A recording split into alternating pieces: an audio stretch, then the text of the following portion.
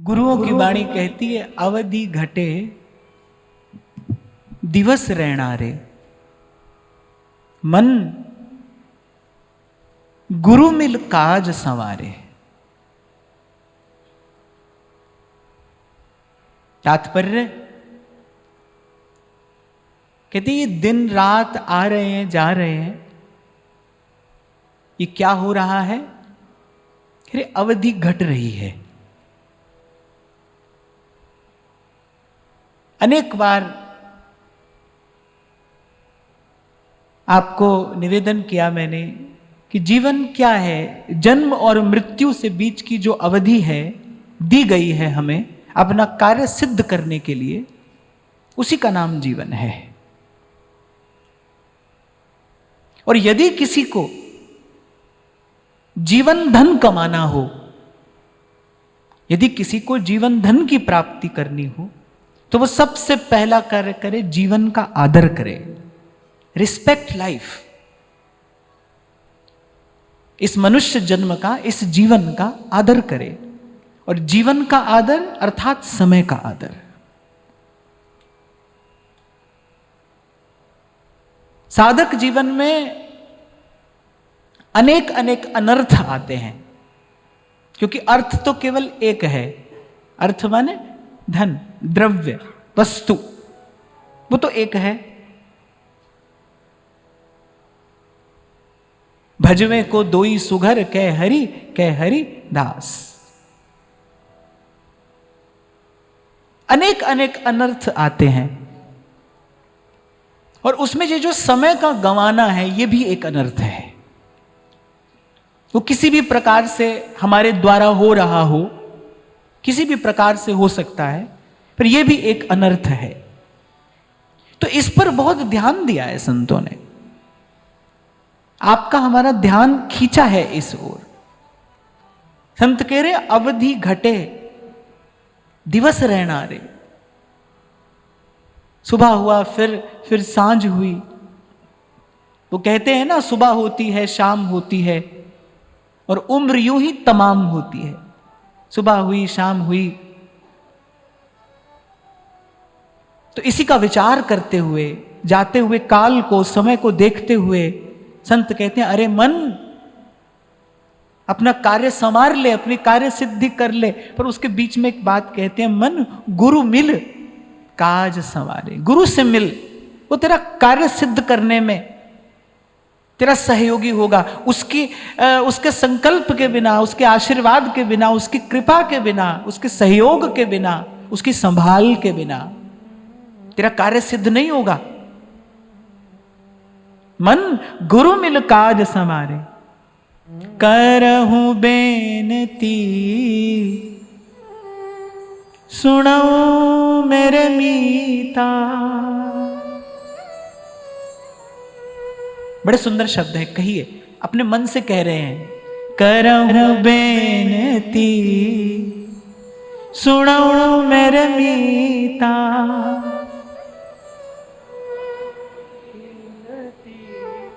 सुनो मेरे मीता। और संत हमसे भी कह रहे हैं, कितने प्रेम से कह रहे हैं। कह रहे अपना मित्र सुहृद बनाकर, जैसे महाप्रभु कहते हैं ना, ताते भैया मेरी सौ, ऐसे कह रहे हैं, करो बेनती सुनो मेरे मीता।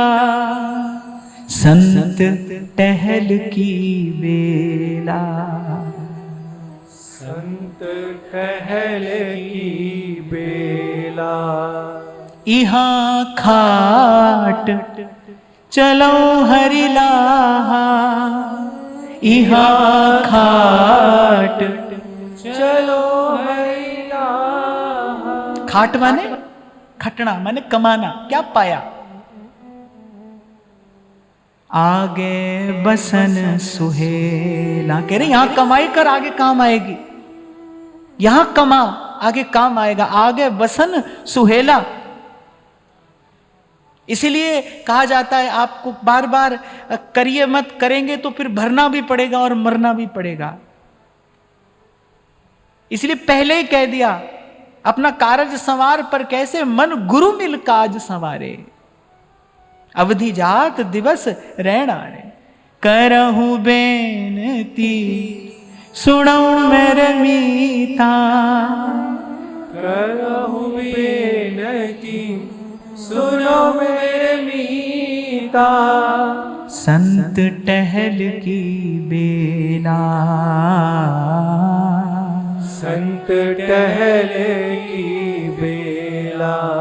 इतने सुंदर हाथ पांव, ये नैन नासा जो मिले हैं किस लिए? हरि को भजन और साधु की सेवा, इसलिए मिले हैं। संसार के प्रपंच में, व्यवहार में पड़े व्यक्ति को कहां समझ आती है ये बात कि भाई ये जीवन किस लिए मिला है? खा लिया, कमा लिया, सो लिए, रैन गंवाई सोए के और दिवस गमायो खाए, हीरे जैसा जन्म है और कौड़ी बदले जाए। यहाँ खाट चलो हरिलाहा, यहाँ खाट चलो हरिलाहा, आगे बसन सुहेला, आगे बसन सुहेला। मैंने तो आपसे पूर्व भी कहा था, अपना आज संवार लीजिए, कल संवर जाएगा। आज संवार लीजिए, आज आपके हाथ में है।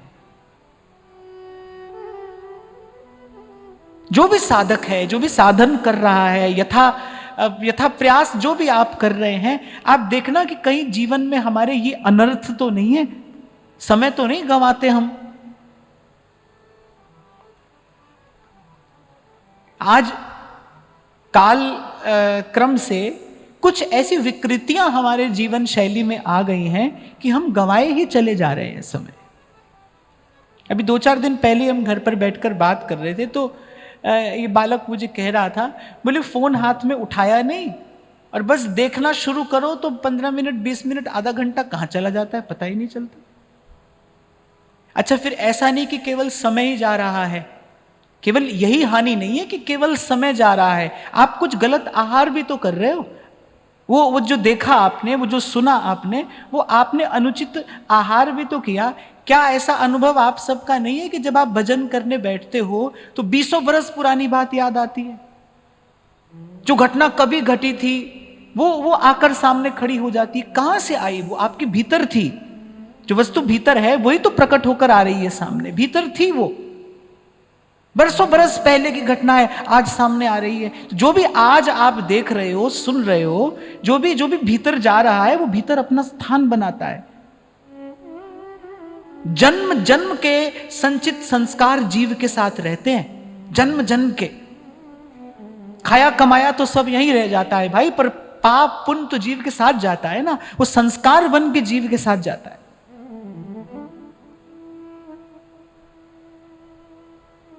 मेरा व्यक्तिगत रूप से किसी वस्तु से कोई विरोध नहीं है भाई।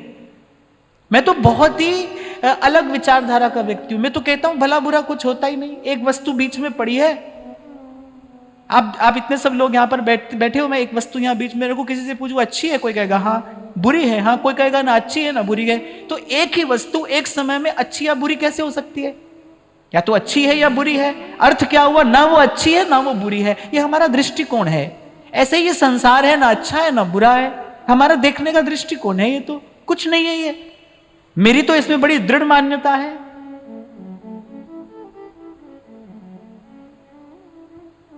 मेरी तो बड़ी दृढ़ मान्यता है इसमें। I am the last person to जज समथिंग, समवन, कि अच्छा है या बुरा है। ना, अच्छा बुरा कुछ नहीं है। अच्छा बुरा करना तो अपने आप को द्वंद्व में डालना है। अच्छा बुरा करना ये अपने आप को द्वंद्व में डालना है, ये मन मैला करना है। अच्छा बुरा कुछ नहीं है। पर ये जो बात संत गुरुजन कह रहे हैं ना, इसका कोई उद्देश्य है। तो अपने जीवन के प्रति सबसे पहला कार्य क्या करना है? अपने जीवन के प्रति सजग होना है, अलर्ट, सावधान, सावधान। ये जो जीवन मिला है क्या है? कह रहे संत टहल की बेला। गुरुजनों ने निर्णय करके दे दिया क्यों मिला है जीवन। कह रहे संत टहल की बेला। और संत की सेवा क्या है? संत की सेवा नाम त्याह्य। हम तो भाई बहुत दृढ़ता से इस बात में विश्वास करते हैं कि भजन करना ही संतों की सबसे बड़ी सेवा है। आप ईमानदारी से यदि आप भजन करते हो, ईमानदारी से आप करने का प्रयास कर रहे हो, ये संत की, अपने गुरु की सबसे बड़ी सेवा है। और आपको कुछ करने को मिले न मिले, गुरु की कृपा हो, प्रकट में प्रत्यक्ष में आपको अवसर मिले, तो क्या कहना है। बड़ा ऊंचा भाग्य होता है जब गुरुजनों की, संत जनों की टहल मिलती है, सेवा मिलती है। पर अगर ऐसी स्थिति न हो, किसी कारण से यदि ऐसा अवसर न हो, तो भी ईमानदारी से भजन करना ये गुरु की सबसे बड़ी सेवा है। जब दीक्षा होती है ना, तो वो आपके भीतर एक बीज डालता है। अपने डाले हुए बीज को जब माली फलता फूलता देखता है तो उसको कितनी प्रसन्नता होती है। वो बीज डालता है आपके भीतर, जिसके लिए श्री ध्रुवदास जी कहते हैं, भजन जलसों सींचो करे बारंबार। देखना कहीं हमसे असावधानी तो नहीं हो रही, समय तो नहीं जा रहा। जिन जिन बातों से, जिन जिन चेष्टाओं से समय जाता है, उनको हटाइए धीरे धीरे करके अपने जीवन से। कि शुरू में थोड़ा कठिन होगा, लेकिन यही आपको वास्तविक एकांत की ओर लेकर जाएगा। केवल किसी से मिलना बोलना, केवल यही तो संपर्क नहीं है ना। देखना सुनना, किसी के विचार का संग जब आप करते हैं, ये भी एक संग है। वस्तु का भी संग होता है, ध्यान करना। केवल व्यक्ति से ही कुसंग नहीं होता, वस्तु से भी कुसंग होता है। आपको मैंने शायद सुनाई थी एक बार, हमारे पुराणों में एक कथा मिलती है। एक ऋषि तप कर रहे थे, उनके तप का तेज बढ़ा, उनकी तपस्या का तेज बढ़ा, तो वहां देवताओं को चिंता हो गई। देवताओं को चिंता क्यों होती है? क्योंकि वो दुर्बल है भीतर से। क्यों दुर्बल है? क्योंकि उनके जीवन में विषय का भोग बहुत है। जब जीवन में विषय का भोग बहुत होगा, तो बाहर से भले लिपा पुता हुआ व्यक्ति दिखाई दे, पर वो भीतर से बहुत दुर्बल होता है। ध्यान करना, वो भीतर से बहुत दुर्बल होता है। तो वहां ऋषि तपस्या कर रहे हैं। अच्छा, ऋषि को कुछ लेना देना नहीं है, पर देवताओं को चिंता हुई। उन्होंने अनेक अनेक उपक्रम किए कि भाई इनकी तपस्या भंग की जाए, पर वो ऋषि तो अपने आसन में स्थित थे, दृढ़ संकल्पित थे। अब अंत में देवराज इंद्र को स्वयं आना पड़ा। अब देवराज इंद्र ने कहा, भाई सीधे सीधे तो इनके सामने नहीं जा सकते, कहीं ऐसा ना हो आंख खुले और दृष्टि के तेज से ही हमारा कार्य पूर्ण हो जाए। तो भाई सीधे सीधे तो नहीं जाएंगे। अच्छा, देवता अपना कार्य सिद्ध करने में बड़े निपुण होते हैं, वो बड़े कुशल होते हैं। इंद्र ने क्या किया, एक राजा का वेश धारण किया और बड़े आदर से, बड़े विनम्र भाव से ऋषि को जाकर प्रणाम किया। ऋषि ने आंख खोली, देखा राजा है और अतिथि होकर आया है, तो सेवा करना धर्म है। तो राजा ने कहा कि ऋषिवर, ये जो आपके आश्रम का वातावरण है बड़ा सुंदर सुखद है, बड़ा सुंदर सुखद है। कुछ दिन मेरे यहां पर विश्राम करने की इच्छा हो रही है, क्या मैं रह सकता हूं? ऋषि ने कहा कि आप राजा हैं, आपका अधिकार है, और आप अतिथि होकर आए, आप अवश्य रहिए। तो राजा ने कहा ठीक है, ये जो मेरी खड्ग है ये हमारे लिए बड़ी पूज्य है, मैं केवल एक खड्ग आपके पास रख देना चाहता हूं। इसके लिए मुझे कोई सुंदर दिव्य आसन चाहिए, तो आपके साथ बस मैं अपनी खड्ग रख देना चाहता हूं। ऋषि ने कहा हाँ हाँ रख दीजिए। अब केवल वो खड्ग पास में रखिए, सच्ची घटना है, केवल वो खड्ग पास में रखिए। एक दिन ऐसे ही ऋषि अपने ध्यान में लीन, और एक बंदर, एक मरकट आकर कुछ उछल कूद सी करने लगा। ध्यान में कुछ उनके विक्षेप सा हुआ, क्रोध आया। ऋषि बड़े आश्चर्य में है कि अरे कभी क्रोध आया नहीं, आज क्रोध क्यों आया? दूसरे दिन फिर ऐसी घटना हुई, थोड़ा और क्रोध आया। तीसरे दिन तो इतना क्रोध आया, वो खड्ग उठाई और उस वानर पर प्रहार कर दिया। बस जैसे ही वानर पर प्रहार किया, तप का तेज क्षीण हुआ। काम हो, क्रोध हो, इनका जो वेग होता है ये आपकी शक्ति क्षीण कराता है। विषय का भोग करने के बाद व्यक्ति निस्तेज पड़ जाता है कि नहीं पड़ जाता है? शक्ति क्षीण होती है ना। यदि कल हमने चर्चा की थी ना, भक्ता की चाल निराली केरी बिखम मार्ग चलना, कठिन मार्ग पर चलना है तो शक्ति का संचय करना पड़ेगा। यहां भले बुरे का प्रश्न नहीं है, यहां पाप पुण्य का प्रश्न नहीं है। विषय भोग से पाप होता है, प्रश्न ये नहीं है। प्रश्न ये है, बात ये है कि भाई कठिन मार्ग पर जाना है तो शक्ति का संचय करना पड़ेगा। जब भी ध्यान करना, जब भी काम या क्रोध का वेग आएगा, उसके बाद आप देखेंगे कि वह साथ साथ आपकी सारी सकारात्मक शक्ति ले गया। योर वाइटल एनर्जीज वो सारी आपके साथ में ले गया। वो थोड़ी देर का जो वेग था उसने आपको भीतर से निस्तेज कर दिया।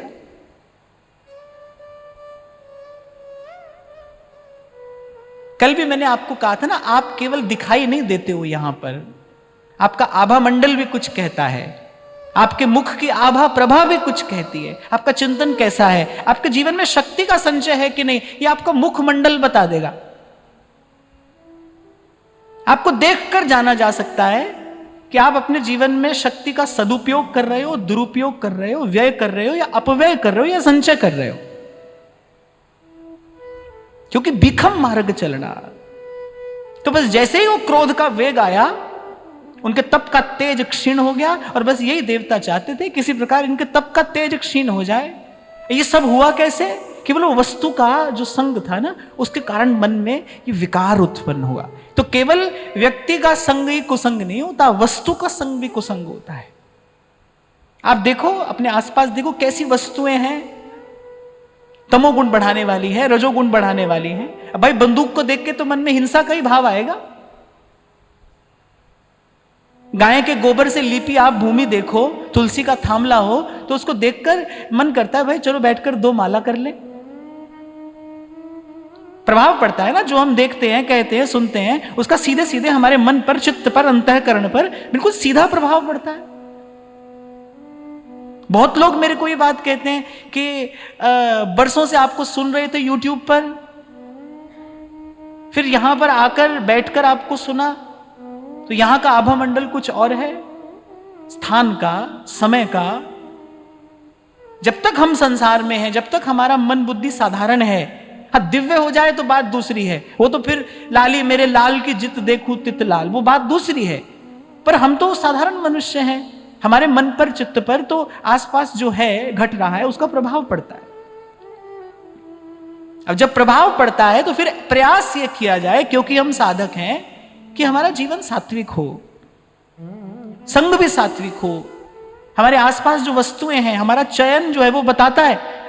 आपके पास चार रंग के वस्त्र आपके सामने रख दिए जाएं, आपका चयन बता देगा कि आपके भीतर कौन सा गुण कार्य कर रहा है।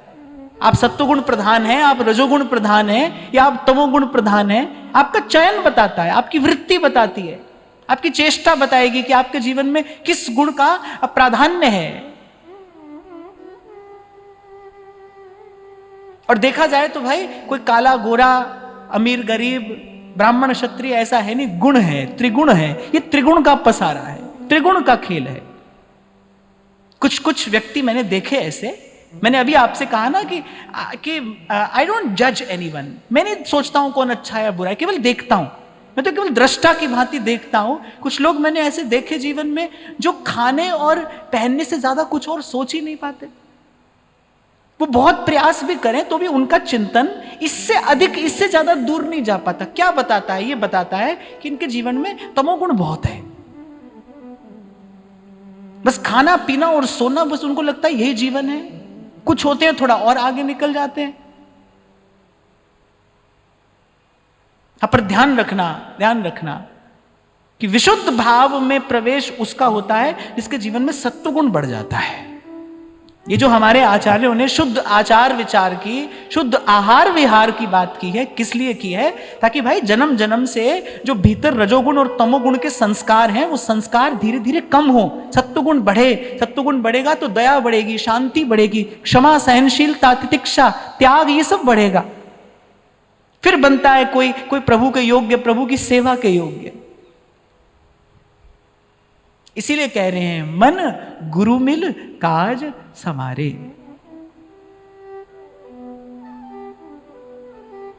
और ये जब तक आप सुनोगे नहीं, श्रवण की जगह 9 भक्तियों में श्रवण की जगह पठन भी लिखा जा सकता था। माने किसी की जरूरत ही नहीं पड़ती, पुस्तक उठाते और पढ़ लेते, आवश्यकता ही नहीं पड़ती किसी की। ग्रंथ उठाते, पढ़ लेते, ज्ञान हो जाता। पर कह रहे नहीं, पठन नहीं, श्रवण। सुनिए, गुरु मुख से सुनिए। ये गुरुमुखी विद्या है, गुरुजनों के मुख से सुनना पड़ेगा। मैंने तो भाई अपने जीवन में अनेक बार ये अनुभव कर लिया। कोई बात, कोई सिद्धांत जो 1000 बार पढ़ के भी समझ नहीं आती है, वो एक अनुभवी संत केवल कहकर आपके भीतर पहुंचा देता है। वो बुद्धि में नहीं, आपके हृदय तक पहुंचा देता है, सीधे वहां जाती है। अनुभव की बात है, अनुभव का मोल है, अनुभव मूल्यवान है। इसीलिए कहते हैं अनुभव ही गुरु है। वो जो व्यक्ति आपके सामने बैठा है ना गुरु के रूप में, कौन बोल रहा है? उसका अनुभव बोल रहा है। शब्द तो भाई उसके जैसे कोई भी बोल देगा, पर सबके शब्दों का वैसा प्रभाव नहीं होगा। उसका अनुभव बोल रहा है। और हमने एक बात का अनुभव किया जीवन में, भाई पतित से पतित, मैली से मैली अवस्था में पड़ा जीव भी यदि चाहे तो प्रभु की ओर चल सकता है, बढ़ सकता है, और प्रभु स्वीकार करते हैं। वहां कोई ना नहीं है। जितने शरण आए सब उबरे, जितने शरण आए सब उबरे, ऐसी उनकी रीत रे मन कर साहिब सौंपी। अभी कल ही की बात है, लगभग 1.5-2 वर्ष पहले कोई नवयुवक आया मेरे पास, शंभू जी लेकर आए। उसका भी विवाह हुआ ही था। उसने मुझे कहा कि अच्छा लॉकडाउन की बात है ये, तो उसने मुझे कहा कि मैं लगभग 7-8 महीने से आपको सुन रहा हूं। मेरी इच्छा होती है कि मैं भजन करूं, बहुत इच्छा होती है कि मैं भजन करूं, और सत्संग सुनते सुनते ये इच्छा बलवती हुई है। तो मैंने कहा भाई कौन रोकता है भजन करने से? तो उसने तत्काल उत्तर दिया, बोले आप कहते हैं कि आपके मार्ग में सबसे बड़ी बाधा आप ही हैं। तो मैंने सोचा इसका मतलब सुनता तो ध्यान से है भाई। तो मैंने कहा बताओ कौन रोकता है? तो उसकी आंखों में आंसू आ गए। नव युवक था, अभी विवाह हुआ ही था, उसकी आंख में आंसू आ गए। उसने कहा कि मैं अपनी एक बुरी आदत से बहुत परेशान हूं, वही मुझे सदमार्ग पर चलने से रोक लेती है। तो मैंने कहा मुझे बताओ। तो उसने कहा कि मैं मदिरा पीता हूं, रोज पीता हूं, पिए बिना नहीं रह सकता। मैंने कहा छोड़ना चाहते हो? बोले हाँ बिल्कुल छोड़ना चाहता हूं, अपनी तरफ से बहुत प्रयास किए पर हर बार असफल रहा हूं। जो जैसा था उसने मुझसे वैसा कह दिया। और उसने मुझे कहा कि मैं आपसे आज मिला हूं, पता नहीं फिर मुझे ये अवसर मिले ना मिले, तो मैं बिल्कुल सत्य सत्य कह देना चाहता हूं कि आपकी कथा सुनते सुनते भी पीता हूं मैं। तो मैंने कहा वो सब ठीक है, छोड़ना चाहते? बोले हाँ। तो मैंने कहा नाम जपोगे? बोले आप जो कहेंगे मैं करूंगा, आपकी बात मानूंगा, आप जो कहेंगे मैं करूंगा। मैंने कहा ठीक है नाम जपो। कहा कि आप देख लीजिए मैं पीता हूं। मैंने कहा हाँ हम भी पिला ही रहे हैं, नाम जपो। और मैंने कहा कि पीते पीते जरूर जपना, आगे पीछे जपो नहीं जपो, उठते बैठते जपो नहीं जपो, पीते पीते जरूर जपना। फिर उसने कहा कि अब आप ऐसा कह रहे हैं तो मैं ऐसा करूंगा। मैंने कहा ऐसा ही करना, ऐसा ही करना। उसने कहा कैसे जपूं? उंगली से जपूं? कह रहे माला तो मुझे कोई छूने नहीं देता। मैंने कहा मैं देता हूं माला। कोई माला छूने नहीं देता। मैंने कहा मैं माला देता हूं। मैंने माला दी। कल उसके बाद उसका कभी मिलना नहीं हुआ। कल उसने अपना भाव लिखकर भेजा, मुझे मिला। उसने कहा कि आज पूरे 9 महीने हो गए, अब मेरा मन भी उस ओर नहीं जाता है। आपकी कृपा से मैं ठाकुर जी की सेवा भी करता हूं, और मैं और मेरी पत्नी मिलकर प्रभु की सेवा करते हैं, और मुझे अपने जीवन में बड़ा आनंद है। हमको तो भाई इस बात का पूरा भरोसा है, कोई भी पतित से पतित अवस्था में भी भजन का अधिकारी है। ठाकुर जी का द्वार उसके लिए खुला है। और मैं तो कहता हूं भाई, अभी आते आते भी मैं यही बात कह रहा था, हमारे पास तो कोई भी आओ, यहां तो सुर असुर सबके लिए द्वार खुला है। हां पर यह बात जरूर मैं साथ में कह दूंगा कि बेईमान देवता की बजाय मुझे ईमानदार राक्षस चलेगा। ईमानदार हो, जैसा हो वैसा वैसा अपनी बात रख दे, कह दे। नाम की सामर्थ्य अतुलित है, अपरिमित है, अपार है।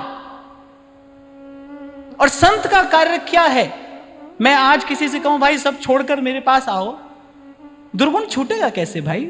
बिना भजन के बल, बिना सत्संग के बल से दुर्गुण छूटेगा कैसे? धोबी के पास इस्त्री किया हुआ कपड़ा कौन बेचता है? मैला ही तो जाता है, उसके पास तो मैला ही जाता है, वो उजला करके देता है, मैला ही जाता है। जीवन में संत नहीं आएगा, जीवन में सत्संग नहीं आएगा, जीवन में सद्विचार नहीं आएगा, तो व्यक्ति अपना दुर्गुण किस बल, किस आधार पर छोड़ेगा? मैं कई बार आपसे कहता हूं, ये मिट्टी के दीपक नहीं आप फूंक मार कर बुझा दोगे।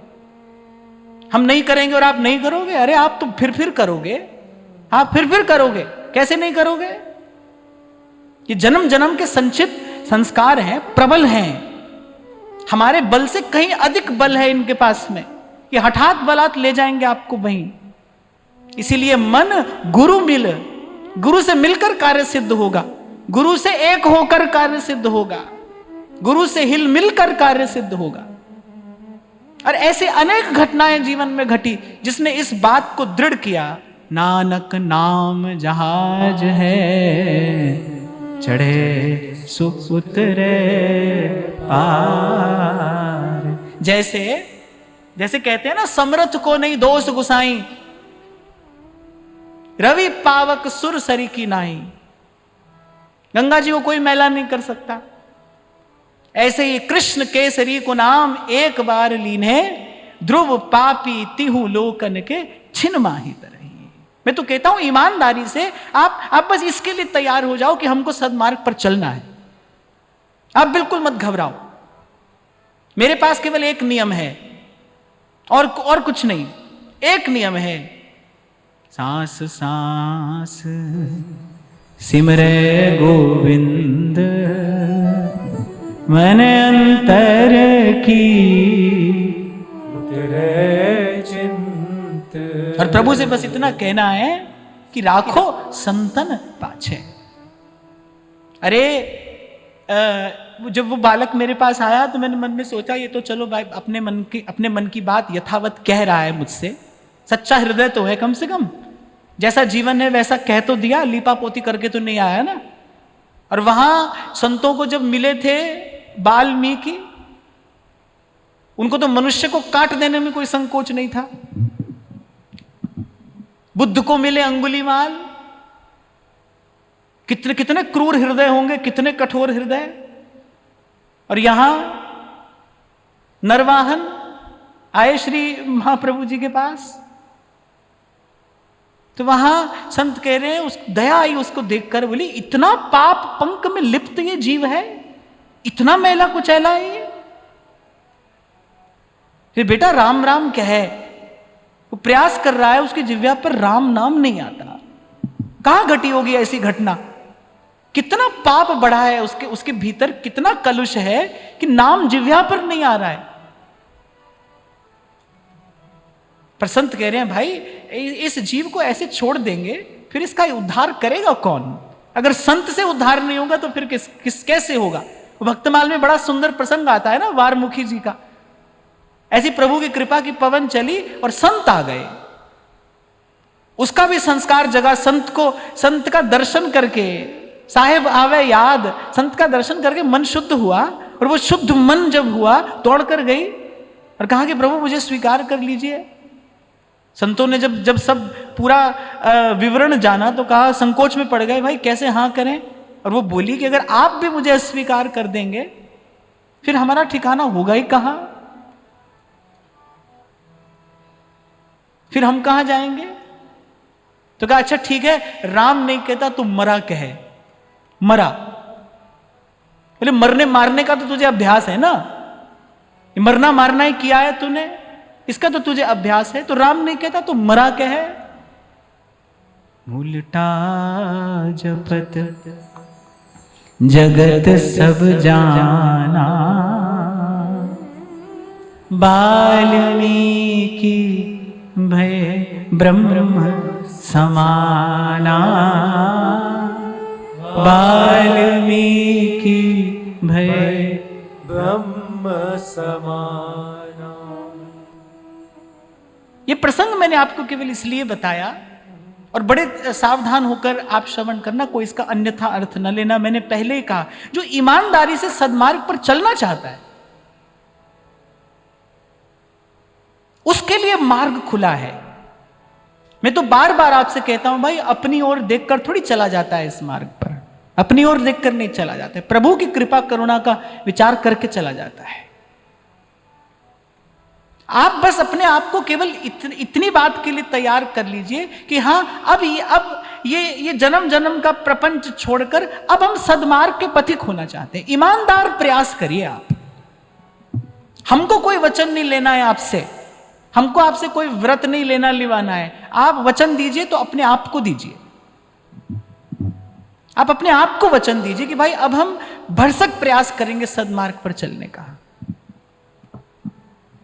और जीवन में संत सत्संग मिला ही किस लिए है? इसीलिए ही तो मिला है, इसीलिए तो आपके मेरे जीवन में ये सौभाग्य सुयोग बना है, पर ईमानदारी से किया हुआ प्रयास।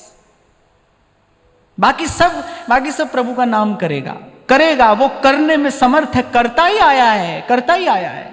ये तो एक प्रसंग मैंने आपको आज सुनाया, क्योंकि कल की बात थी तो आपको मैंने सुना दिया। ऐसे कितने प्रसंग जीवन में मैंने घटते देखे, कितनी घटनाएं मैंने घटती देखी, कैसा कैसा कलुषित जीवन नाम की कृपा से बदल गया। हाँ, बस मैं आपको इतना निवेदन करूंगा, अपने आप से छल कपट मत करिए। कल विराम में महाराज जी के साथ मैं यही बात कर रहा था। महाराज जी यही कह रहे थे कि जीवन बीत जाता है पर अपना रोग ही हाथ में नहीं आता। जीवन बीत जाता है, अपना रोग हाथ में नहीं आता, अपना दोष दिखाई नहीं पड़ता, और व्यक्ति करता क्या है, अपने रोग को बढ़ाने वाले सब कार्य करता चला जाता है। वो सब करता है जिससे रोग बढ़ता है। औषधि लेने की बजाय जो कुपथ्य है बार बार उसी का ग्रहण करता है। और इस सब का मार्जन संत कर देता है, अपने वचन के, अपने आभा मंडल के प्रकाश से संत कर देता है। फिर कहते हैं, अंतर्जामी पुरुष विधाते श्रद्धा मन की पूरे, और नानक दास यह सुख मांगे। यही सुख आपसे मांगते हैं प्रभु, कि मोह को कर संतन की तूरे। नानक दास यह सुख मांगे, मोह को कर संतन की तूरे।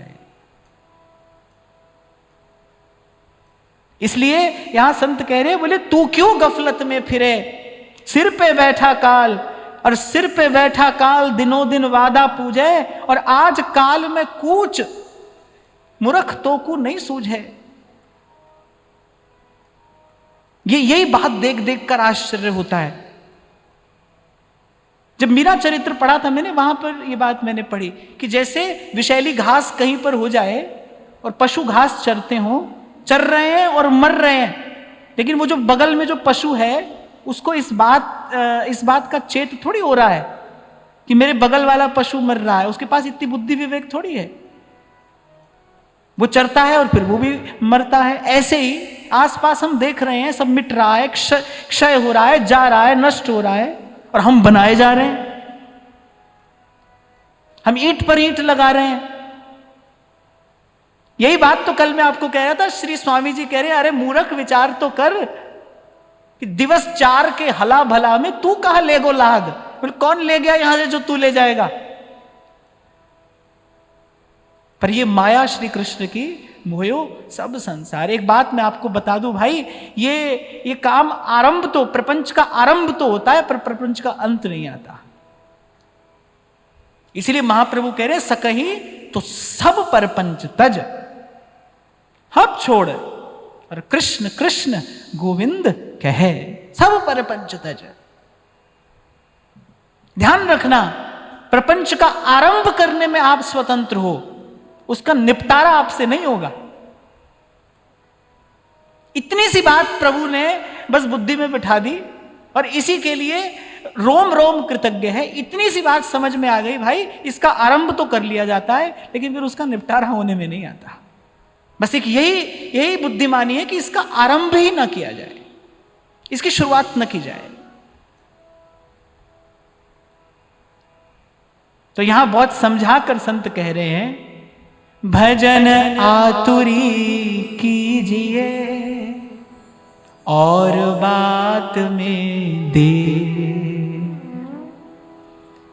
सुबह उठते हैं हमको लगता है भाई हाँ भाई आज ये 5-7 काम करने हैं दिन में, फिर हम कहते हैं भाई पहले ये कर लेते हैं बाद में वो करेंगे।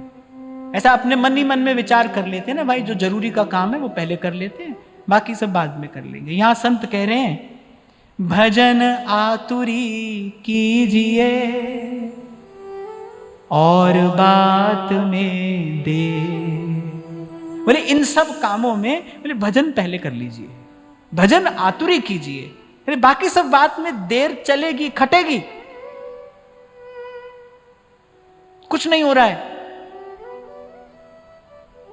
आपको लगेगा कि अरे आप नहीं जाओगे तो कुछ हो जाएगा, आप नहीं करोगे तो नहीं होगा, सब होगा। आप यहां से रवाना हो जाओ तो भी होगा, हो ही रहा है, होता रहेगा, सब हो रहा है, सब होता रहेगा। अरे यहां भगवान आकर चले जाते हैं, धरती गोले ही गोल घूम ही रही है, रुक गई क्या? भगवान आकर चले गए, वही दिन होता है, वही रात होती है, सब वही होता है, हो रहा है। इसीलिए भजन आतुरी कीजिए और बात में देर। नानक जन कहत बात बिनस जई है तेरो गात। नानक जन कहत बात बिनस जई है तेरो गात। छिन छिन कर जात काल, छिन छिन कर जात काल, जैसे जात आज है। देखो आप सुबह उठे थे थोड़ी देर में, जिसको आप आज आज आज आज कर रहे थे, लो आज कल हो गया, चला गया। और ऐसे ही कह रहे हैं बिनस जई है तेरो गात, छिन छिन कर गयो काल, जैसे जात आज है। राम सिमर राम सिमर, एही तेरो काज है। राम सिमर राम सिमर। और मैं अपने सामने आप श्रोताओं में जब मैं बच्चों को, युवाओं को बैठे देखता हूं तो मुझे बड़ा प्रोत्साहन मिलता है कि भजन करने का सबसे सुंदर समय यही है, सबसे सुंदर समय।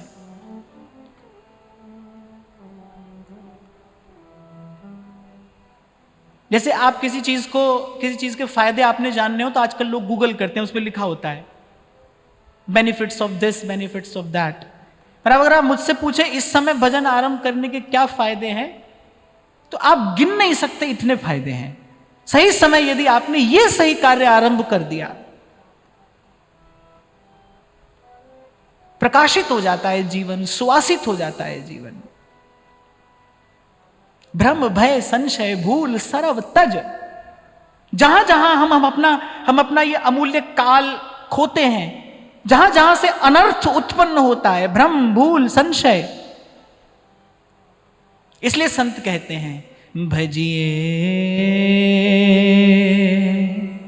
हरि नाम सुखदाई, हरि नाम सुखदाई। और मैं फिर कह रहा हूं घबराना नहीं, पीछे का जीवन जैसा भी था, आप ईमानदारी से आज तैयार हो जाओ। और ये वचन भी आपको मुझे नहीं देना है, अपने आप को देना है, क्योंकि जो करना है वो आपको स्वयं के लिए करना है, हमारे लिए नहीं, अपने लिए।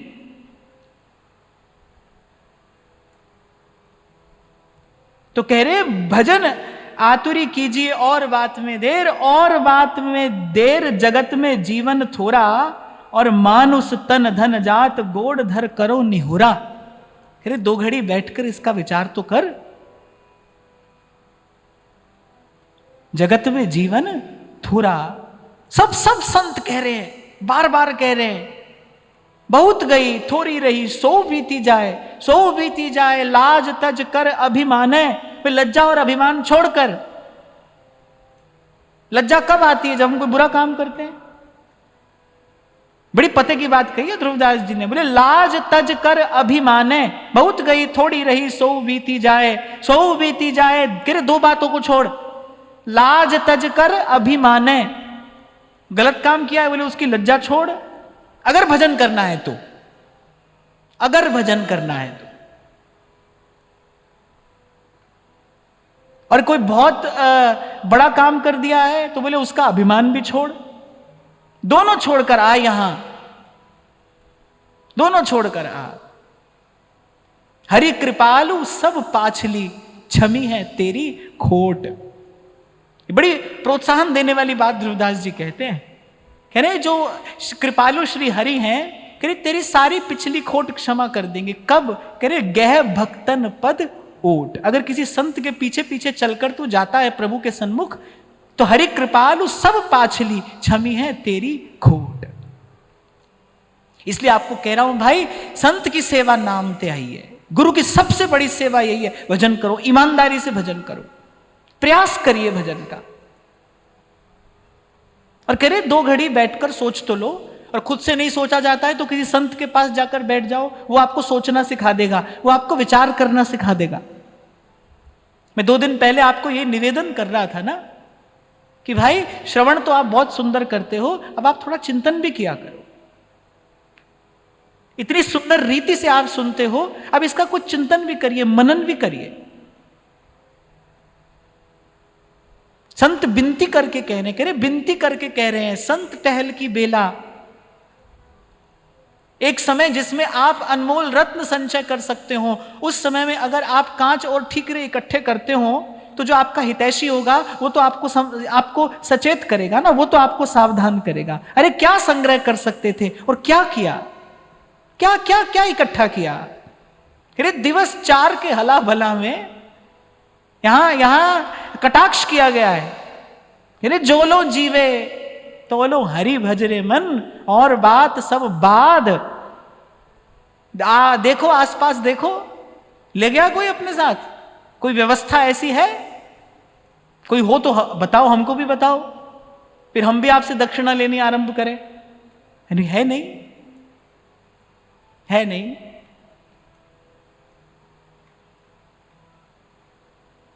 इसीलिए तो कह रहे हैं भाई, जो पूंजी साथ जानी है उसका संचय करिए, जो आपके साथ जाएगा। मन को शुद्ध कर लीजिए, निर्मल मन कर लीजिए, खाली मन कर लीजिए। एक बात आपको बताऊं, खाली मन देखते ही प्रभु आकर्षित हो जाते हैं उसकी ओर, उसमें बैठ जाने के लिए लालायित हो जाते हैं प्रभु जब खाली मन देखते हैं। बहुत सुंदर बात आपको मैंने सुनाई थी, महाराज जी से मुझे मिली कि भाई जो यहां पर कमाया है वो सब यहीं पर बांट कर जाना है, श्री जी के पास तो खाली मन लेकर जाना है। और खाली मन से ही प्रेम के देश में प्रवेश होता है भाई, खाली मन से ही। जब अपने मन के सारे सारे द्वंद्व, अपनी मन की सारी उलझने समाप्त हो जाए, खाली मन से ही जाया जाता है वहां। इसीलिए तो श्री शरणानंद जी महाराज बार बार कहते थे, बोले देखो जब तक प्रारब्ध है, जितनी अवधि हमको यहां रहना है और सावधानी से रहना है, बोले बस यही करिए कि यहां सबकी सेवा करते चलिए। आप फंसोगे नहीं, आप बंधोगे नहीं, आप द्वंद्व में नहीं पड़ोगे, सेवा करते चलो। और मैंने एक और बात भी देखी कि भाई सेवा करने वाले का तन मन धन सब स्वस्थ रहता है। अगर किसी ने जीवन में सेवा का संकल्प कर लिया है तो उसका तन मन धन सब स्वस्थ रहेगा। नहीं होगा तो हो जाएगा, सेवा के प्रताप से हो जाएगा। सेवा का शुभ संकल्प करिए। कर कृपा तेरे गुण गावा, कर कृपा तेरे गुण गावा, कर कृपा तेरे गुण गावा, कर कृपा तेरे गुण गावा। और स्वयं से ना हो पाए ऐसा विचार तो भी प्रभु ने व्यवस्था की है। ऐसे संत के पास जाकर बैठो, सत्संग में जाकर बैठो, तनई राख सत्संग में उठो, जाओ, मैं तो 2 दिन पहले आपको कह ही रहा था, प्रयास भजन के लिए नहीं, प्रयास सत्संग के लिए करिए। सत्संग की कृपा से भजन होता है। सत्संग की कृपा से जब मार्जन होता है, शुद्ध मन भजन करेगा, ध्यान रखना, शुद्ध मन भजन करेगा। अगर भजन नहीं हो पा रहा है माने मन भजन के लिए तैयार नहीं है, कोई अशुद्धि आ गई है उसमें, कोई विकार आ गया है उसमें, जिससे वो भजन के लिए तैयार नहीं है। इसलिए भगवान अपने मुख से कह रहे हैं, प्रथम भगति संतन करी संगा। कुछ समझ नहीं आए, बोले बैठ जाओ वहां जाकर बस। अरे हमको याद है बचपन में हमारी माँ, हमारी दादी हमको उंगली पकड़ पकड़ कर कथा में, सत्संग में लेकर जाती थी। हम कुछ समझ थोड़ी आता था, हमको कुछ समझते थोड़ी थे हम, केवल इसलिए कि सत्संग का संस्कार पड़ जाए। मैंने जी बात मेरे को श्रद्धेय श्री विनोद अग्रवाल जी ने बताई थी कि श्री अखंडानंद जी महाराज मुंबई काफी आया जाया करते थे। तो श्री विनोद अग्रवाल जी ने मुझे ये बात बताई थी, बोले कि हमारे पिताजी हमको सत्संग में ले जाते थे, हमारी जाने की इच्छा नहीं हो जाती थी लेकिन हमको ले जाते थे। फिर हम उनसे कहते थे कि श्री स्वामी जी जो कहते हैं, अब स्वामी जी चर्चा करते थे वेदांत की, वो उपनिषदों पर प्रवचन करते थे। बोले श्री स्वामी जी जो बात कहते हैं उसमें से एक भी बात हमारी समझ में नहीं आती, तो इतनी देर हम वहां कैसे बैठे। बोले मैं भैया बता रहे थे हमारे पिताजी ने क्या उत्तर दिया। बोले मैं इसलिए नहीं जा रहा हूं कि तुमको वहां पर कुछ समझना है, मैं तो केवल इसलिए ले जा रहा हूं कि तुमको सत्संग में बैठने का अभ्यास हो जाए। सत्संग में बैठना है, बस इतना अभ्यास हो जाए, इतना अभ्यास हो जाए। कर देता है सत्संग, भूमि तैयार कर देता है, भीतर ही भीतर वो प्रक्रिया होती है, पता नहीं चलता। इसीलिए तुलसी बाबा कह रहे हैं, मज्जन फल पेखिए तत्काला, काक हो ही पिक बकहूं मरा। जब माता पिता पूछते हैं ना कि बालक कैसे भजन करे, और ये बात बालक के लिए नहीं है, तो तुम्हारे हमारे सबके लिए, कोई भी कैसे भजन करेगा, भजन से पहले सत्संग चाहिए। प्रथम भक्ति संतन करी संगा। और ये माता पिता का कर्तव्य है बालक को सत्संग का संस्कार देना, सत्संग में जाकर बैठना आ जाए। कोई कितना भी कुटिल, कितना भी पतित क्यों ना हो, पर भाई उसकी आत्मा तो परमात्मा को ही चाहती है ना। वो ये जानता हो न जानता हो, मानता हो न मानता हो, आस्तिक हो नास्तिक हो, कोई भी हो, जीवात्मा तो परमात्मा को ही चाहती है। अब ये बात दूसरी है कि हमने उसके मार्ग में कितने बड़े बड़े अवरोध खड़े कर रखे हैं, हमारे खड़े किए हुए अवरोध हैं, ये बात दूसरी है। पर जीवात्मा तो परमात्मा को ही चाहती है, वो तो उसी को खोज रही है, कभी सुख के रूप में, कभी आनंद के रूप में, वो तो उसी को ढूंढ रही है ना। इसलिए मैंने कहा भाई सुर असुर कोई भी आओ, हमारा दरवाजा सबके लिए खुला है। हां, बस आप इतना ईमानदार संकल्प लेकर आओ कि अब आप अपने जीवन में परिवर्तन चाहते हो, अब आप परिवर्तन का पूरा प्रयास करो। थक गए हो अब आप। ललित किशोरी कह रहे हैं ना कि दुनिया के परपंचों में हम मजा कछु नहीं पाया जी। बहुत समृद्ध परिवार से थे, राजाओं जैसा जीवन था, वैसा ही ऐश्वर्य ठाट बाट, सब देखकर कह रहे हैं, अरे खूब छान कर देखा हमने, कुछ हाथ नहीं आया। बोले दुनिया के परपंचों में हम मजा कछु नहीं पाया जी। मात पिता, पति सगा, इन सब सो मन अकुलाया जी। ललित किशोरी दिलबर सो अब हटकर नेह लगाया जी। अरे अब जीवन का सुख मिला है, अब मैं वृंदावन धन पायो। ये जो व्यास जी ने अब कहा ना, अब बोले ये अवसर आ गया। अरे बोले अब तक तो सोवत हो तो विषय मंदिर में, हित गुरु टेर जगायो, अब मैं वृंदावन धन पायो। तो आप ये सब बात मैंने इसलिए कही भाई, ध्यान से सुनना, कि अपनी ओर देखकर भजन का निर्णय करने में एक दिन का भी विलंब मत करना, 1 घंटे का भी विलंब मत करना। नाम जपना जहां हो वहीं आरंभ कर देना, वहीं आरंभ कर देना। तुम क्या खाते हो, क्या पीते हो, कैसे रहते हो, भगवान के नाम को इससे फर्क नहीं पड़ता है। भगवान के नाम को कोई मैला नहीं कर सकता है। समर्थ को नहीं दोष गुसाई, रवि पावक सुरसरी की नाई। अरे सूर्य को कोई मैला नहीं कर सकता, अग्नि को कोई अपवित्र नहीं कर सकता, गंगा जी में विकार उत्पन्न हो ही नहीं सकता, गंदा नाला भी उनमें मिलकर गंगा ही हो जाता है। और फिर ये तो प्रभु का नाम है, जिसके लिए श्री चैतन्य महाप्रभु कह रहे नाम नामकारी बहुधा निज सर्वशक्ति तत्रार्पिता नियमित स्मरणे न काले। मन को झंकृत कर देने वाला शब्द है निज सर्वशक्ति।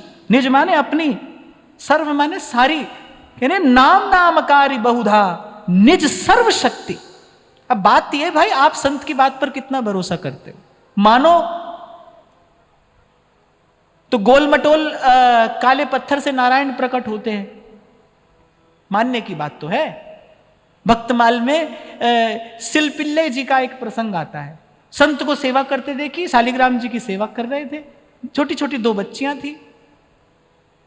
संत से कहा हमको भी ठाकुर जी दीजिए, हम भी सेवा करें। अब संत ने कहा भाई शालिग्राम तो इनके हाथ में देना ठीक नहीं।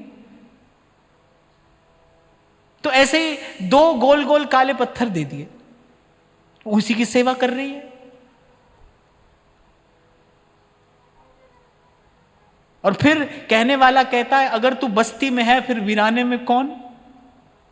काले पत्थर में कौन है? भगवान के अलावा कोई दूसरा तत्व है जो काले पत्थर में होगा? वहां भी वही है।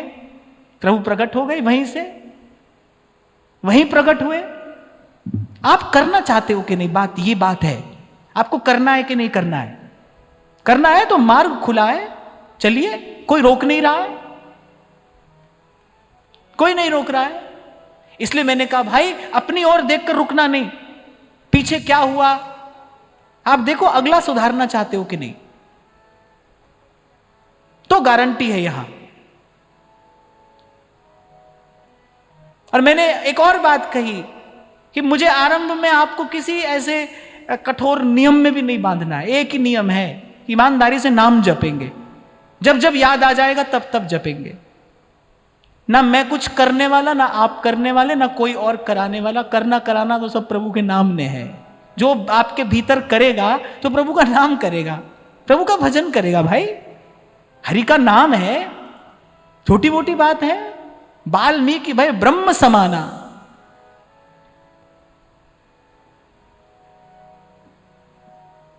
इसलिए हम तो हर रोज अलग अलग प्रकार से आपको यही लेकर आएंगे। हमारे गीत का सम यही है।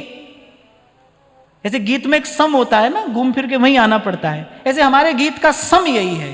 नाम सिमर राम सिमर एहि तेरो काज है, राम सिमर राम सिमर। भगवान कह रहे हैं श्री गीता जी में, यज्ञानाम जप यज्ञोस्मि।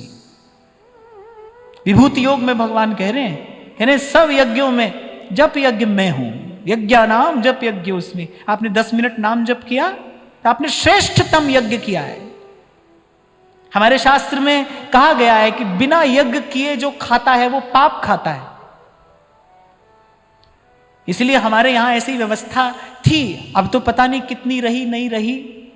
पहले ऐसी व्यवस्था थी कि पहले गौ का ग्रास दिया जाएगा, थोड़ी आहुति अग्नि में दी जाती थी, फिर अतिथि के लिए ग्रास निकाला जाता था, फिर द्वार पर आने वाले कुकर के लिए भी ग्रास निकाला जाता था, वो छत की मुंडेर पर बैठने वाले कौवे के लिए भी निकाला जाता था। ये क्या है? ये नित्य किया जाने वाला यज्ञ है जो एक गृहस्थ को करना चाहिए। अब आज कोई रसोई में ही नहीं जाता तो कौन करेगा ऐसा यज्ञ? आजकल तो सब काम स्विगी जोमेटो पर होता है, आता है भोजन, पाया और हो गई छुट्टी। तब और कोई यज्ञ तो खबर नहीं आप कर सको नहीं कर सको, पर ये यज्ञ करके पाइए। भगवान कह रहे यज्ञानाम जब यज्ञोस्मि। वैसे तो देखो भाई, मनुष्य हो तो इतना प्रयास करना चाहिए कि किसी को खिलाकर खाओ, क्योंकि मनुष्य हो। इसलिए नहीं कि भक्त हो, साधक हो, साधु हो, महात्मा हो, इसलिए नहीं, मनुष्य हो। मनुष्य हो केवल इसलिए किसी को खिलाकर खाओ, किसी को देकर पाइए।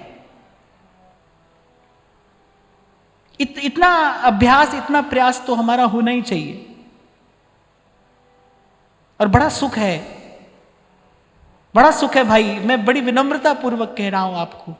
जब धर्म की छांव में जीवन जिया जाता है तो सच्चा सुख मिलता है, वास्तविक सुख मिलता है। कभी मुझसे कोई प्रश्न कर लेता है ना कि जो अच्छे मार्ग पर चलता है उनको इतना कष्ट क्यों होता है, तो मैंने कहा उससे पूछो, उसको कोई कष्ट है? उसको कोई कष्ट नहीं है। वो तो हमको लग रहा है ना, हम अपनी बुद्धि से अपना गणित लगा रहे हैं, देखो बेचारे को कितना कष्ट है। पर जो चल रहा है सत्य के मार्ग पर उसको कोई कष्ट नहीं है। पांडवों को वनवास होता है, कैसे कैसे कष्ट आते हैं, उनसे जाकर पूछे कोई कष्ट है? करे नहीं, बड़ा आनंद है, श्री कृष्ण हमारे संग में है, हमको बड़ा आनंद है, कोई कष्ट नहीं है। अरे 5 गांव में भी राजी हो गए थे वो तो, भगवान ने मना लिया था कि इतना बड़ा विनाश होने से रुक जाएगा। सोचा नहीं गांधारी ने श्री कृष्ण को श्राप देने से पहले, वो दिन गांधारी भूल गई जब श्री कृष्ण दूत बनकर आए थे पांडवों के, और दुर्योधन से कहा था केवल 5 गांव दे दे, क्योंकि पांडव क्षत्रिय हैं, ये भिक्षा मांग कर नहीं खा सकते, धर्म इनको आज्ञा नहीं देता, मांगने की आज्ञा सबको नहीं है। मैं बड़ी विनम्रता पूर्वक कह रहा हूं, सावधान होकर सुनना, मांगने की आज्ञा सबको नहीं है। संत कह रहे हैं मांगन गए सो मर गए, मांगन मरे समान है। मांगने का समय आया तो कबीर जी व्याकुल हो गए, भगवान से कह रहे हैं कि अब मैं मांगने जाऊं किसी से, कह दिया इतना दीजिए जहां मैं ग्रस्त समाए, मैं भी भूखा ना रहूं, साधु ना भूखा जाए। ब्राह्मण ले सकता है। कुंभन दास जी के पास मानसिंह आए तो जब देने लगे तो कुंभन दास जी ने अंत में यही कहा कि सुनो राजा, मैं क्षत्रिय हूं, मुझे दान लेने का अधिकार नहीं है, मैं नहीं ले सकता हूं, मैं अपने धर्म से कैसे च्युत हो सकता हूं। और साधु लेता नहीं, क्यों? मैं तो कहता हूं साधु का लेना भी लेना नहीं है, वो तो लेकर भी आपको देता है, साधु की बात दूसरी है। पर जब तक हम संसार में हैं, जब तक व्यवहार में हैं, तब तक जो सद्धर्म है उसका पालन तो करना ही चाहिए, करना ही चाहिए। तो क्या कह रहा था मैं इससे पहले?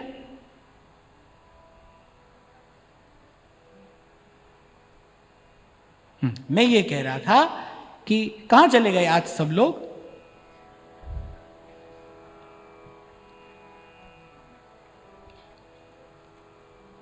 मैं ये कह रहा था भाई, मनुष्य हो, प्रयास करिए, किसी को पवा कर पाइए, ये धर्म है, ये मनुष्य होने का धर्म है। और धर्म की छांव में जब जीवन जिया जाता है तब सच्चा सुख मिलता है। जो सत्य के पथ पर चल रहा है उसको कोई कष्ट नहीं है। बड़े बड़े कष्ट आए पर पांडवों को कष्ट नहीं था, क्योंकि श्री कृष्ण संग में थे। कह मैं ये रहा था कि श्री कृष्ण ने कहा भाई 5 गांव दे दे, पांडव क्षत्रिय हैं, ये भिक्षा मांगकर जीवन निर्वाह नहीं कर सकते, धर्म इनको आज्ञा नहीं देता, इसलिए 5 गांव मांग रहे थे। अरे वो तो वो समय था जब राजा लोग अपने पंडित पुरोहितों को 10-10 गांव लिखकर दे देते थे, जागीर में लिखकर दे देते थे। और वहां दुर्योधन कह रहा है कि सुई के नोक जितनी भूमि भी नहीं दूंगा। तो भगवान ने कहा फिर विनाश के लिए तैयार हो जाओ। मैं ये कह रहा था कि गांधारी ने बिना सोचे समझे द्वारिकाधीश को श्राप दिया। विध्वंस का कारण तो उनका मोह था। मोह सकल व्याधिन कर मूला। विदुर जी परम हितैषी थे। कहा धृतराष्ट्र को, अरे 100 पुत्र हैं, ये जो सबसे बड़ा पुत्र है कुलनाशी है, इसको नष्ट कर दो, पाप नहीं लगेगा, तुम्हें तुम्हारे कुल की रक्षा करने का पुण्य मिलेगा। पर मोह सकल व्याधिन कर मूला। वो पुत्र का जो मोह था वो विध्वंस तक लेकर गया, दुरंत मोह। खैर चलो, ये तो प्रसंग आ गया तो मैंने ऐसे बात कह दी। हम तो ये बात कर रहे थे कि भाई क्योंकि हम मनुष्य हैं, स्वस्थ हैं, प्रभु ने योग्य बनाया है, तो ये यज्ञ आपके जीवन में हो, जप का यज्ञ, सेवा का यज्ञ, यही यज्ञ है। मैंने एक बार श्री विनोबा भावे जी की एक छोटी सी पुस्तक पढ़ी। एक बात मुझे बहुत अच्छी मिली उसमें। वो कहते थे कि समय समय पर यज्ञ का स्वरूप बदलता है। यज्ञ का अर्थ क्या है? क्यों हमारे यहां वैदिक सनातन धर्म में यज्ञ का विधान है? क्योंकि जब हम प्रकृति से कुछ ग्रहण करते हैं, जब हम दोहन करते हैं प्रकृति का, तो प्रकृति में कुछ क्षति होती है। उस क्षति पूर्ति का नाम यज्ञ है। जैसा आपको मैंने कभी कहा था ना कि भाई मेरी जीवन यात्रा आरंभ कहां से हुई? एक विचार से। चलते चलते जब थक गया और एक पेड़ की छांव मिली तो मन में एक भाव आया कि भाई देखो, किसी ने पेड़ लगाया था तो आज हम छांव में बैठे हैं, ऐसे हमको भी पेड़ लगाना चाहिए, कल कोई और छांव में आकर बैठे। तो यज्ञ यही है कि जो प्रकृति में क्षति हो रही है उसकी साथ साथ पूर्ति होती रहे, ताकि जो हमको आज सुख मिल रहा है वो आने वाली पीढ़ियों को भी मिलता रहे। और ये मनुष्य होने के नाते हमारा नैसर्गिक कर्तव्य है, कोई उपकार नहीं है किसी पर, ये कर्तव्य है, करना ही चाहिए। तो श्री विनोबा जी की वो पुस्तक मिली, उसमें छोटी सी बात बड़ी अच्छी लगी। वो कह रहे भाई एक समय ऐसा था जब पूरी पृथ्वी पर वन ही वन थे, पूरी पृथ्वी पर वन ही वन थे। बोले उस समय पेड़ काटना यज्ञ था, बोले आज पेड़ लगाना यज्ञ है। आज आप वृक्ष लगाइए तो आप यज्ञ कर रहे हैं। तो यज्ञ के अनेक अनेक प्रकार हैं, हाँ, पर इतना अवश्य हो क्योंकि हम मनुष्य हैं, इसलिए यज्ञ करके ही हमको कुछ पाना है, यज्ञ करके। और कोई सुविधा उपलब्ध ना हो भाई तो फिर जप यज्ञ करके ही पाइए। सब यज्ञों में श्रेष्ठ यज्ञ जप यज्ञ है। और मैं तो एक और यज्ञ की बात भी करता हूं, सद्भाव का यज्ञ। सद्भाव का यज्ञ अपने ही भीतर, अपने हृदय रूपी कुंड में जलाकर शुभ संकल्प की अग्नि, उसमें दीजिए आहुति। लोकः समस्तः सुखिनो भवन्तु। एक बार मुझसे पूछा था किसी ने, आपका जीवन में लक्ष्य क्या है, क्या प्राप्त करना चाहते हैं? मैंने कहा ऐसा जीवन जिसको देखकर मेरे गुरु को मुझ पर गौरव हो, गर्व हो, यही हमारा लक्ष्य है। किसी प्रकार से मैं अपने गुरु की प्रसन्नता का कारण बनूं, उसके गौरव का कारण बनूं, यह हमारा लक्ष्य है। ऐसा जीवन जीना चाहते हैं। अब कब इसमें सफल होते हैं ये तो संत भगवंत की कृपा पर निर्भर है, पर संकल्प ये है। तो फिर आगे कहते हैं, कांचे महल के बीच पवन एक पंछी रहता, 10 दरवाजा खुला उड़न को नित उठ चहता। अरे कांचा महल है, ये हार्ड मास का महल है, अरे कच्चा महल है। बारू की भीत जैसे वसुधा को राज है। कांचे महल के बीच अरे पवन एक पंछी रहता। पवन पवन का पंछी है, पवन सा पंछी है, जो प्राणवायु है उसकी बात कर रहे हैं। कच्चे महल के बीच में रहता है और कह रहे 10 दरवाजा खुला, 10 द्वार इस महल में सदा खुले हैं। और उड़न को नित उठ चहता, दिन प्रतिदिन मृत्यु के निकट ही जा रहा है। नारायण स्वामी कह रहे ना, चेत चेत अब चेत, काल चिरैया चुग रही निस्दिन जीवन खेत। नारायण अब चेत कर, चेत चेत अब चेत, काल चिरैया चुग रही निस्दिन जीवन खेत।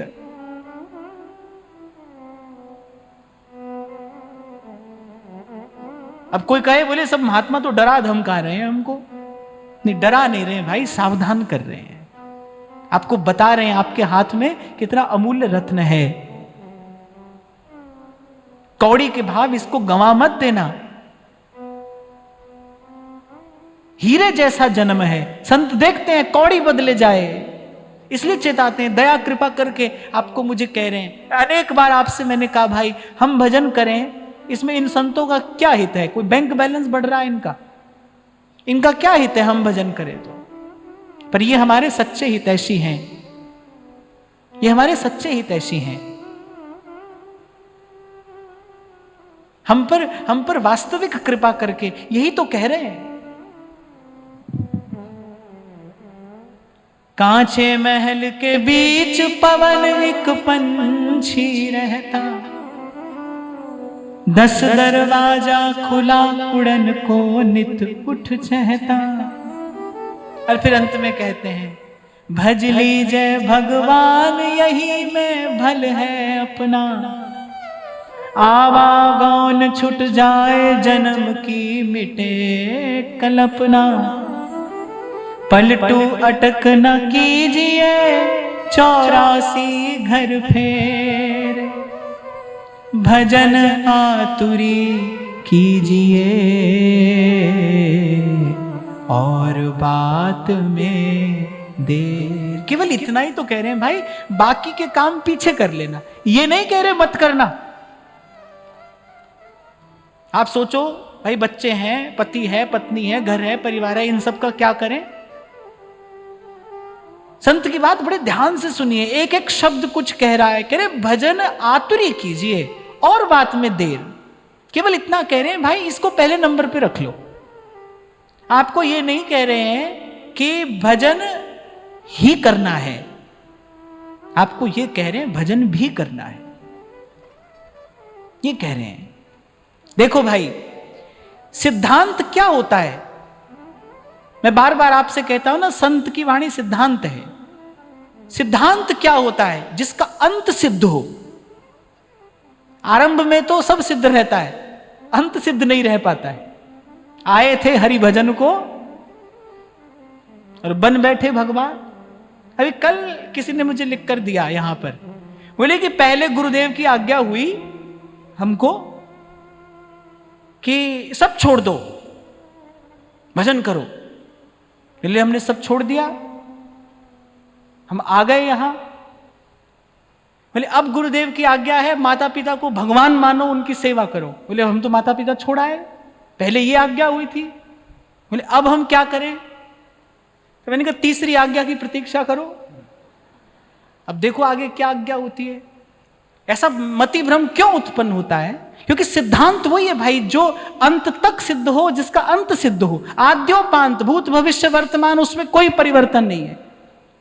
इसलिए पहले दिन से मैंने आपको बड़ी विनम्रता पूर्वक कहा, भाई जहां हो वहीं पर रहकर आप आरंभ करो, आपको कुछ नहीं करना है। भजन कराएगा आपसे, भजन में इतनी सामर्थ्य है, वो आपका पथ प्रशस्त करेगा, वो उंगली पकड़कर चलाएगा आपको अपने मार्ग पर। आपको तो केवल पहला पग रखना है। आपको याद हो, मैं सदा से आपसे कहता आया कि वृंदावन में आप घर बनाना न बनाना, बाद में बनाना, पहले बनाना, पहले घर को वृंदावन बना लो, जहां हो वहीं से भजन आरंभ करो, सेवा आरंभ करो, देर मत करो। भजन आतुरी कीजिए, देर मत करिए। और वैसे भी भाई, यहां आना, यहां बसना, यहां रहना कोई हमारे हाथ में है। यहां घर मकान बनाकर रह जाना भले आपके मेरे हाथ में हो, भले मैं कुछ इस विषय में कुछ नहीं कहता, पर जिनको वृंदा विपिन है, कृपा तिन्हीं की हुए, वृंदावन में तभी तो रहन पाई है सोए। वृंदावन को वृंदावन मानकर, जानकर, प्रीति और प्रतीति से युक्त वृंदावन का वास तो भाई केवल और केवल श्री किशोरी जी की कृपा से होता है, और कोई रास्ता नहीं है। श्री हरिवंश शरण जे आए, श्री वृषभानु कुंवरी नंद नंदन, निज कर अपनी चिट्ठी चढ़ाए।